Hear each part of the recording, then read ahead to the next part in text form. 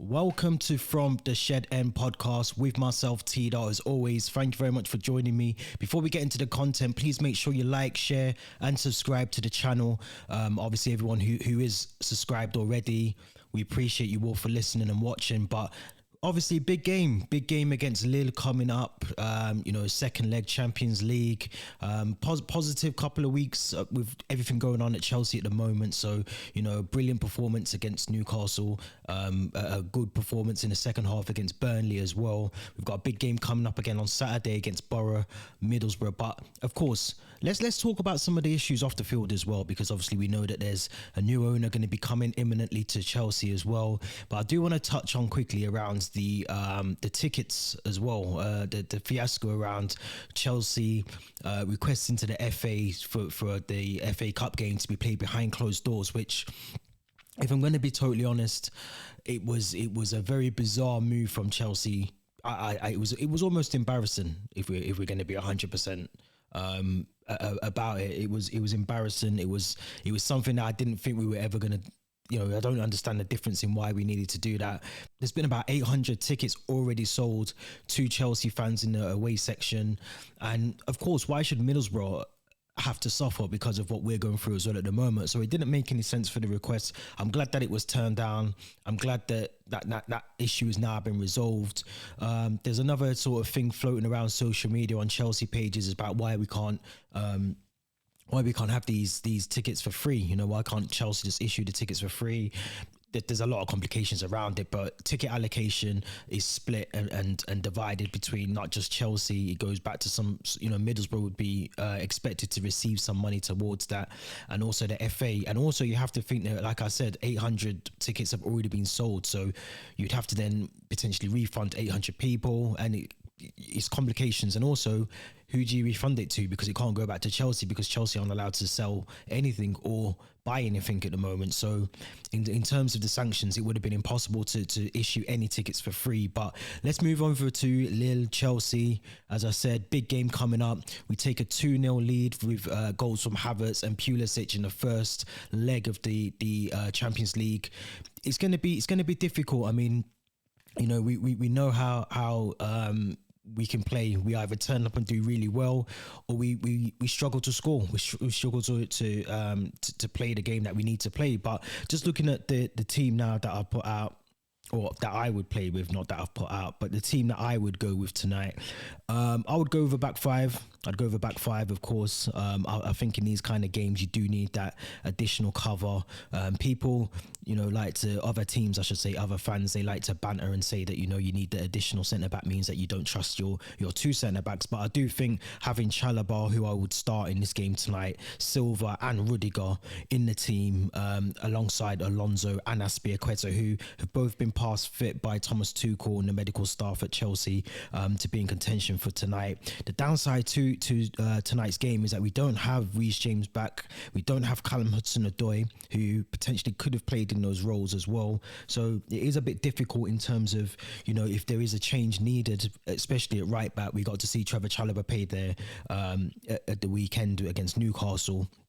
And obviously we do have Malang Sarr, who can play there. Now, Saul Niguez and Ross Barkley haven't travelled with the squad. So again, even on the left side, we've watched Saul Niguez play left wing back in a couple of the games for Thomas Tuchel, but he's not available. So we do need to hope that Cesar Azpilicueta and Marcos Alonso get through the game uninjured. There's no issues with them playing, because I think if we do get an injury to them, then it is going to be an issue to who do we bring on to play in that role. Is it going to be Malang Sarr? But I think with the back five, I'd be comfortable with that back five with Mendy in goal. I think they would be crucial to have Kante and Jorginho in the midfield, and it could be a mixture of the three. I think we got to see all three of them play at the weekend, which was bizarre for Thomas Tuchel. He doesn't necessarily do that, but it could be any of the three between Kante, Jorginho and Kovacic.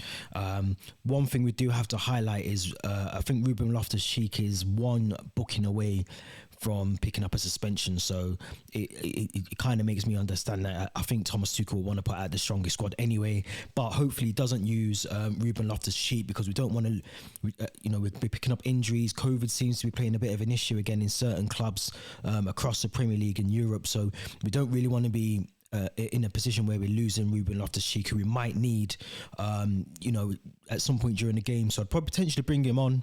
Obviously, like I said, we haven't got Saul Niguez or Callum Hudson-Odoi or Reece James or Ross Barkley. So again, it does limit the options in midfield. I think Harvey Vale has gone with the squad as well, so that'll be interesting to see if he comes into the team at some point. But moving over to my front three, Pulisic, Havertz, Mason Mount.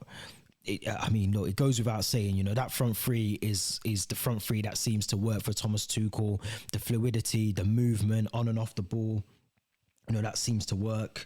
I wouldn't change it. I thought when we introduced Romelu Lukaku into the team against Newcastle, it didn't really work, and there was some sort of good movement off the ball from him, but a couple of good runs. But I just think with Havertz, he just fits the role really well. I think, like I keep saying on these videos that I keep doing, having that consistency with your front three, I think that's why we're seeing the best out of Kai Havertz, because he's building up that relationship with Mason Mount and Hakim Ziyech when he plays, and Christian Pulisic as well. So I think just having those two players alongside him should benefit him as well. I thought Mason Mount had a very decent game against Newcastle as well, and I think Christian Pulisic, we saw what he did in the first leg as well against Lille, so I'd potentially play him in that role. But it could be Timo Werner. I think Thomas Tuchel will potentially in the back of his mind have, the fact that he needs to then field another team on Saturday against Middlesbrough. So we might give some of these players a bit of a rest. We might see Silva not play in this game and play on Saturday, and maybe put Christensen in there as well. But I think, one of the things that we have noticed with Thomas Tuchel is that he does like to go with the strongest squad that he's got available to him 9 times out of 10. So it's going to be a difficult one, because obviously Lille, they're not going to rest against their laurels. They're going to want to try and come out, fighting. If they do get an early goal, it does change everything in terms of who goes through for the next round. So we need to be starting on the front foot. We need to make sure that we've got, we don't do what we did against Burnley for 100%, and even against Newcastle, who did make it very difficult for us in times in that game. But I think if we can get up on the right foot and maybe try and get an early goal, create a few chances and get the front three working together, I think we should be able to get through this as well. I said on the video that me and Theo did a few days ago that I can see us going far in the Champions League, and I think the way that the season's panning out now, everything that's going off field for us, the issues with the owners and everything else, sanctions that are in place, we do normally play better under when there's anarchy going on at the club. So I can see us going far. I can't see why we can't beat Lille tonight. And like I said, I'm going to go for a 2-0 prediction in the game. Like I said, it'll be interesting to see what Thomas Tuchel goes with, whether he sticks with potentially what would be a stronger squad, or whether he does incorporate some of the youth that I think he's taken with him. But there are some key players that we have to highlight that are missing. Like I said, Reece James, Callum Hudson-Odoi, Saul Niguez, Ross Barkley, Loftus-Cheek on that yellow card that he's got at the moment. So there are things that we need to be mindful of as well. But if you think about the first leg and how well it worked with the two wing backs and the fluidity of the front three, Thomas Tuchel will be I don't want to say he's stupid, but I think it'd be crazy to change it too much about that, because it worked really well against Lille in the first leg. But we'll have to see. I'm going to go 2-0 Chelsea, and of course myself and Theo will have a podcast, episode 57, coming out later this week. So anyone who's gone to the game, I know Theo's over there right now probably enjoying a nice beer, but anyone who is at the game today, of course, enjoy it.